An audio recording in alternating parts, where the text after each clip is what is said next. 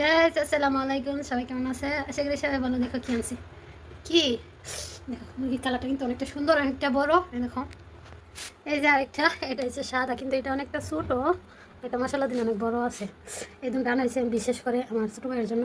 সে গরুর মাংস খায় না, আর অনেকদিন ধরে দেশি মুরগি খাওয়া না। এটা কিন্তু দেশি জাতীয় মুরগি, অনেকটা বড়, বাস এটা একবারে ছোটো।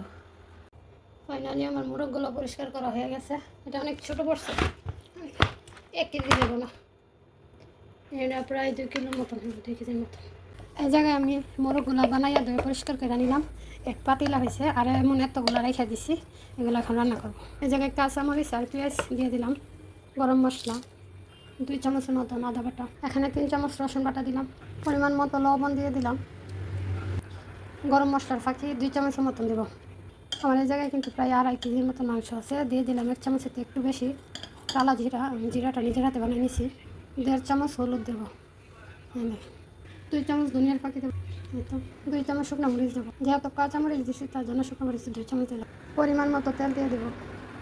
জায়গায় অল্প একটু পানি দিয়ে মশলাটা আমি ভালো করে মাংসের সাথে মাখিয়ে কষানো বসাবো। মাংসটা ভালো করে মাখিয়ে নেব।